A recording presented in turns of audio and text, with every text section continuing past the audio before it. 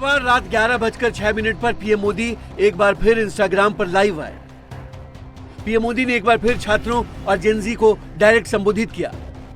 प्रधानमंत्री नरेंद्र मोदी ने इस वीडियो संदेश में जंतर मंतर पर हुई घटनाओं को लेकर, वहां हुई गाली गलौज को लेकर कई बातें कही और उन्हें बचपन की गलतियां कहकर उन्हें माफ करने की बात कही। समय है इन बच्चों को गले लगा करके राह दिखाने का। ये गुमराह बच्चे हैं, उनको राह दिखाना हमारा काम है। उनको सजा देना, अदालतों के चक्कर कटवाना, समाज में उनको प्रताड़ित करना, इससे हम परिस्थितियां नहीं बदल पाएंगे। मैं उन्हें माफ करना चाहता हूं। 23 जुलाई से 31 जुलाई के बीच प्रधानमंत्री नरेंद्र मोदी का ये 5वां वीडियो है। 2 मिनट 54 सेकंड के इस वीडियो में पीएम मोदी ने जेनजी से बात की।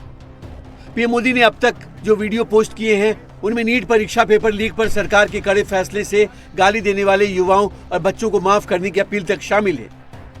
शुक्रवार की रात पीएम मोदी ने अपने वीडियो में जंतर मंतर पर प्रोटेस्ट के दौरान जो कुछ हुआ उस पर चिंता जाहिर की। हाय फ्रेंड्स, आज तो मन करता है बस आपसे ही बातें करूं। जंतर मंतर पर जो कुछ भी हुआ देश और दुनिया ने देखा है। कुछ शरारती बच्चों ने भद्दी भद्दी गालियां बोली। किसी भी सभ्य समाज को शोभा न दे ऐसे शब्दों का प्रयोग किया गया। मुझे तो गालियां दी गई, मेरी स्वर्गीय माता को भी गालियां दी गई। न जाने कितना भद्दा स्वरूप था। जंतर मंतर पर प्रोटेस्ट के दौरान कई ऐसे वीडियो सामने आए जिसमें प्रधानमंत्री के खिलाफ अपशब्द कहे गए, गालियां दी गई।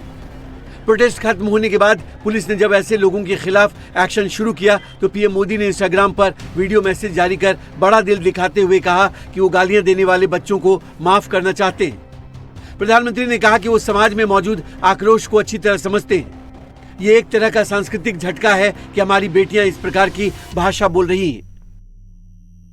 मैं आज बात करना चाहता हूं कि बचपन में गलतियां होती हैं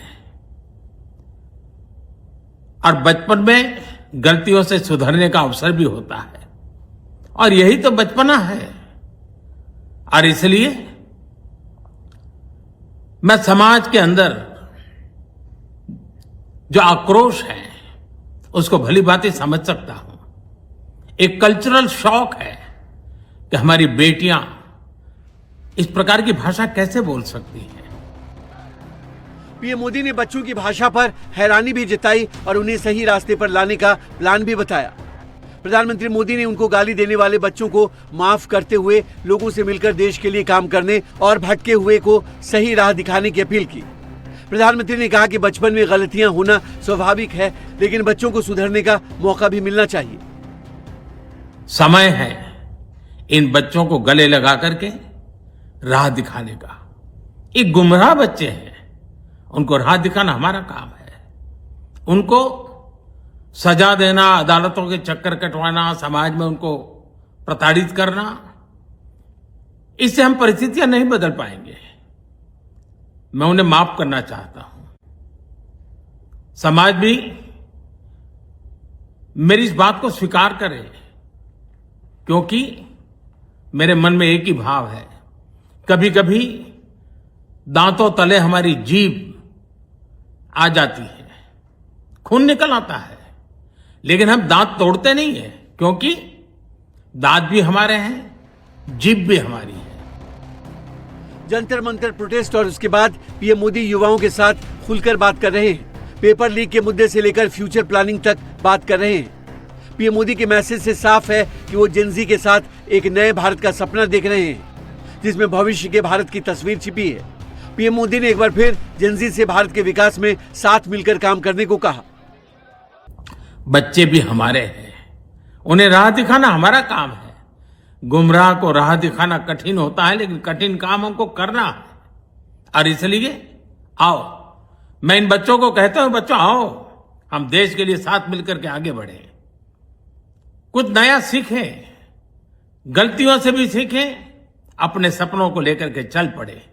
देश बहुत आगे बढ़ रहा है, आगे बढ़ने वाला है।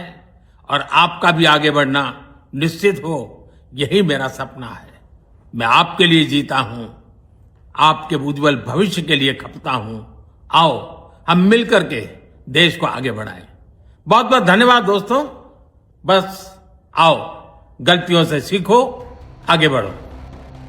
23 जुलाई के बाद से पीएम मोदी नए अवतार में दिख रहे हैं। युवा पीढ़ी यानी जेनजी से संवाद के लिए उन्होंने न केवल फ्रेंड्स दोस्तों कहना शुरू किया है, बल्कि वे खुद इंस्टाग्राम पर सेल्फी वीडियो साझा कर रहे हैं। पीएम मोदी के मैसेज साफ हैं कि वो देश के जेनजी से उसी अंदाज में बात कर रहे हैं जिस अंदाज में जेनजी अपने पीएम को सुनना चाहता है। जेनजी में पीएम मोदी को लेकर कितना क्रेज है, ये इससे साफ होता है कि पिछले 9 दिनों में पीएम मोदी ने 5 वीडियो इंस्टाग्राम पर शेयर किए, जिनमें अब तक 971 मिलियन से ज्यादा व्यूज मिले, 60 मिलियन से ज्यादा लाइक्स आए और 4 मिलियन से ज्यादा यूजर्स ने कमेंट किए। यानी भारत का जेनजी अपने प्रधानमंत्री को केवल देखना ही नहीं बल्कि उनको सुनना भी चाहता है, उनसे बात करना चाहता है। मोदी ने अपने लेटेस्ट वीडियो में जंतर मंतर का नाम लेकर दिल से बात की, जेनजी को समझाया, उन्हें पुचकारा और माफ कर बड़ा दिल भी दिखाया है। जाहिर है मोदी के इस वीडियो की आवाज बहुत दूर तक जाने वाला है। वहीं वंदे मातरम बिल संसद में पास होने के बाद मुस्लिम संगठन अब उस पर सवाल उठा रहे हैं। जमीयत उलेमाए हिंद के अध्यक्ष अरशद मदनी ने इसे संविधान और धार्मिक स्वतंत्रता के खिलाफ बताते हुए चुनावी राजनीति और जनता के मूल मुद्दों से ध्यान भटकाने की कोशिश करार दिया। All India Muslim personal law board ने भी बिल को धार्मिक और संवैधानिक स्वतंत्रता पर हमला बताया। विधेयक को पारित किया जाए, जो सदस्य इसके पक्ष में है वो हाँ कहे, जो सदस्य इसके विरोध में है वो ना कहे। संपूर्ण वंदे मातरम चाहिए, वंदे मातरम। मेरे विचार में निर्णय हाँ वालों के पक्ष में हुआ, हाँ वालों के पक्ष में हुआ, प्रस्ताव स्वीकृत हुआ, विधेयक पारित हुआ। वंदे मातरम बिल संसद से पास, मुस्लिम संगठन ने उठाए सवाल। वंदे मातरम का अपमान होगा अपराध, इसे धार्मिक आजादी के खिलाफ क्यों बता रहे मुसलमान। संसद ने राष्ट्रीय गीत वंदे मातरम के अपमान को अपराध बताने वाले बिल को तो पास कर दिया, लेकिन मुस्लिम संगठन अब इस पर सवाल उठा रहे हैं। वो इसे संविधान और धार्मिक स्वतंत्रता के खिलाफ बता रहे हैं। जमीयत उलेमाए हिंद के अध्यक्ष अरशद मदनी ने वंदे मातरम बिल को चुनावी राजनीति और जनता के मूल मुद्दों से ध्यान भटकाने की कोशिश करार दिया है। अरशद मदनी ने सोशल मीडिया पर लिखा, हमें किसी के वंदे मातरम पढ़ने या गाने से कोई आपत्ति नहीं है, लेकिन मुसलमान केवल एक अल्लाह की इबादत करता है और अपनी इबादत में किसी दूसरे को साझी नहीं ठहरा सकता। वंदे मातरम के कुछ हिस्से इस्लामी आस्था के अनुरूप नहीं है, इसलिए किसी भी मुसलमान को इसे गाने या स्वीकार करने के लिए मजबूर नहीं किया जा सकता। भारतीय संविधान का अनुच्छेद 25 हर नागरिक को धार्मिक स्वतंत्रता और अपने धर्म का पालन करने का अधिकार देता है, जबकि अनुच्छेद 29 अभिव्यक्ति की स्वतंत्रता की गारंटी देता है। किसी भी नागरिक को उसके धार्मिक विश्वास के विरुद्ध किसी नारे, गीत या विचार को अपनाने के लिए बाध्य नहीं किया जा सकता। अरशद मदनी ने आगे लिखा, आज देश बेरोजगारी, महंगाई, आर्थिक चुनौतियों, किसानों की समस्याओं और युवाओं के भविष्य जैसे गंभीर मुद्दों का सामना कर रहा है।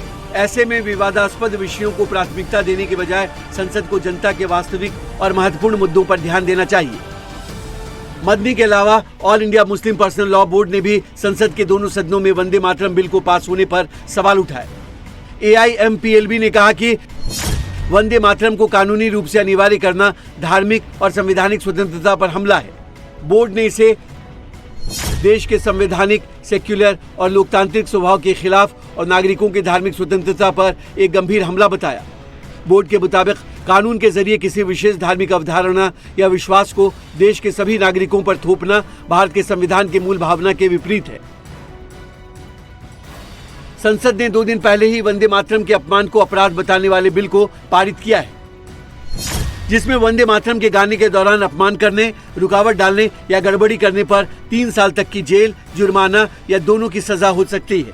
इस बिल के जरिए prevention of insults to national honour act 1971 में बदलाव किया गया है। मौजूदा कानून में नेशनल फ्लैग, संविधान और नेशनल एंथम का अपमान करने पर सजा का प्रावधान है, लेकिन अब इस कानून में संशोधन के बाद वंदे मातरम के अपमान को भी अपराध की श्रेणी में ला दिया गया है। वंदे मातरम बिल पारित होने के बाद AIMIM और DMK जैसे विपक्षी दल भी इसका विरोध कर रहे हैं। ये पार्टियां इसे हिंदुत्व का एजेंडा और सेकुलरिज्म के खिलाफ बता रही हैं, जबकि बीजेपी इसे देश की अस्मिता और राष्ट्रीयता से जुड़ा बता रही है। जब आप वंदे मातरम पढ़ते हैं तो वो तो एक भगवान और देवी के बारे में पूजा की बात है उसमें, और कहीं पर भी नेशनल सॉन्ग का डेफिनेशन नहीं है। तो आप इसको इस तरह से मुसल्लत कर रहे हैं देश के ऊपर, तो गलत है बिल्कुल। आर्टिकल 25 फ्रीडम ऑफ रिलीजन है, उसके स्टैंजास पढ़ लीजिए आप। मैं एक मुसलमान हूँ, मैं सिवाय अल्लाह की किसी की इबादत नहीं करता हूँ। अगर मैं किसी की बात करूंगा तो मुसलमान कहाँ रहूंगा? तो आप तो आर्टिकल 25 का, 26 का, 29 का ग्रेव वायलेशन कर रहे हैं। वो भारत के अस्मिता के साथ जुड़ा हुआ है, भारत के राष्ट्रीयता से जुड़ा हुआ है, भारत के आजादी से जुड़ा हुआ है, भारत के चिन्ह से, प्रतीकात्मक चिन्ह से जुड़ा हुआ है। इसलिए वंदे मातरम का विरोध करना उचित नहीं। वंदे मातरम बिल 29 जुलाई को राज्यसभा और 30 जुलाई को लोकसभा में पास हो गया। राष्ट्रपति की मंजूरी मिलते ही कानून बन जाएगा। कानून बनने के बाद राष्ट्रीय गीत को भी राष्ट्रगान जन गण मन जैसी ही कानूनी सुरक्षा मिलेगी। लेकिन इस पर सियासत जमकर हो रही है।